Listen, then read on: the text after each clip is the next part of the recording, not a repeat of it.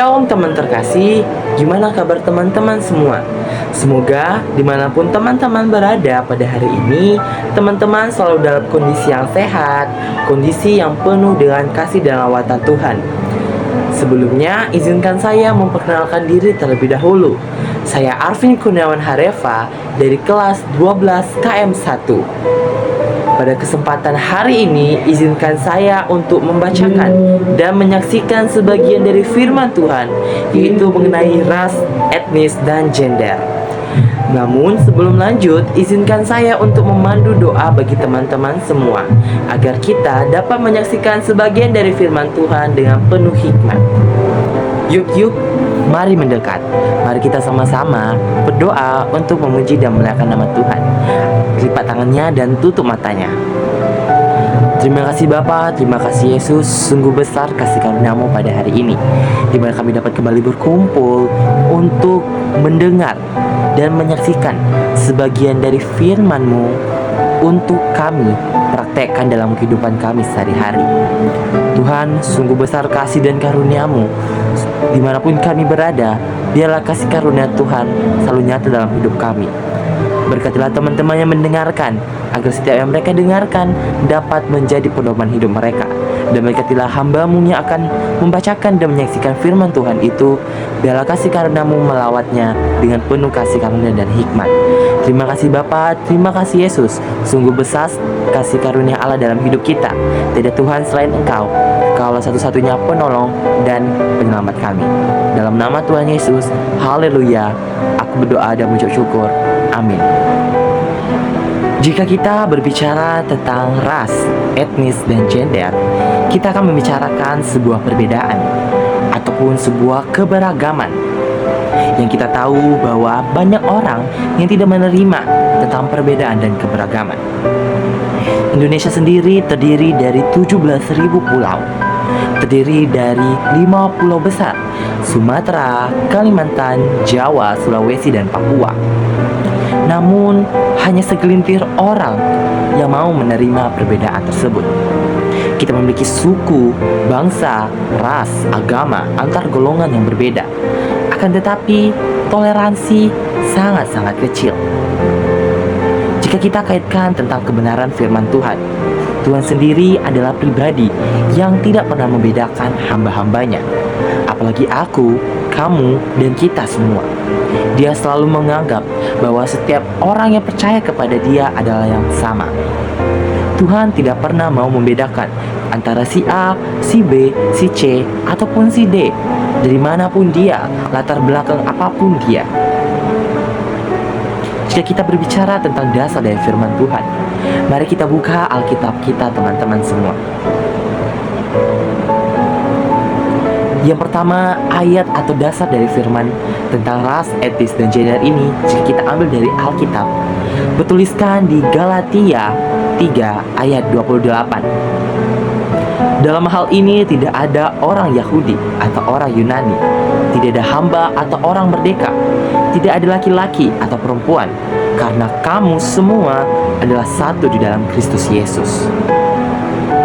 Selanjutnya, jika kita berbicara tentang ayat pendukungnya, tertulis di Kisah Para Rasul 10 ayat 34-35. Demikian firman Tuhan.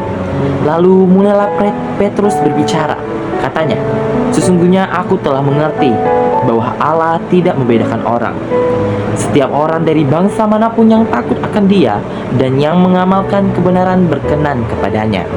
Hal ini kita bisa dapat mengangkat kesimpulan bahwa Tuhan tidak pernah membedakan siapapun, dari mana kamu berasal, dari manapun kamu berada.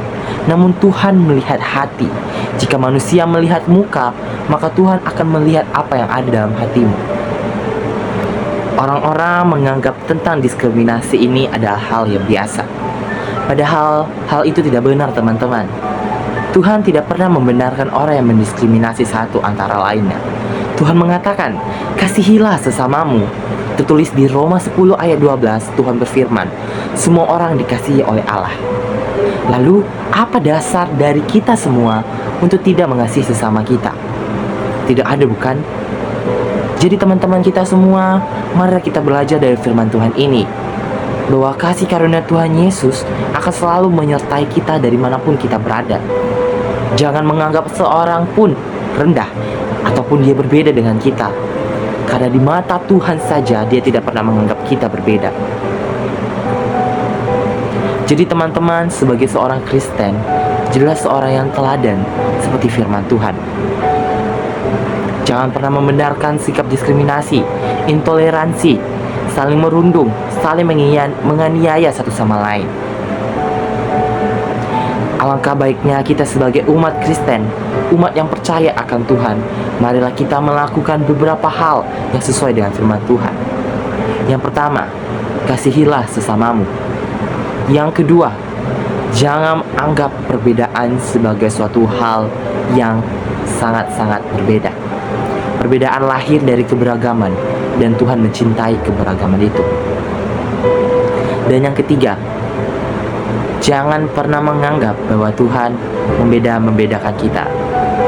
Oke, jika kita belajar, Tuhan menciptakan kita dari berbeda ataupun dari suku-suku yang berbeda. Namun hal itu tidak bisa kita jadikan sebuah patokan, teman-teman. Kita bisa lihat bahwa Tuhan menciptakan perbedaan itu agar kita dapat belajar bagaimana cara kita menerima, beradaptasi, bukan malah kita merendahkan satu sama lain. Tidak ada suku yang tertinggi, tidak ada bangsa yang tertinggi. Hanya Tuhanlah yang berhak menghakimi. Kita hanyalah manusia, sekaya apapun dia, semiskin apapun dia, seterkenal apapun dia.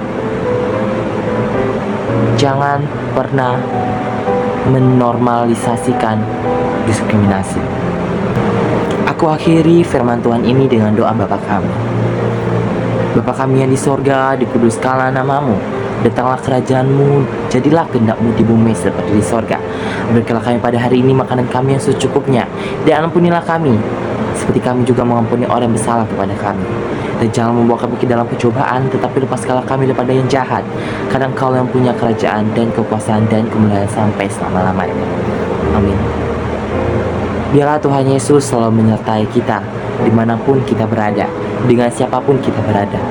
Ingatlah teman-teman semua, perbedaan hadir bukan untuk dibedakan, namun perbedaan hadir untuk kita hargai, untuk saling kita wadahi, untuk kita bersama-sama tumbuh di dalam Yesus.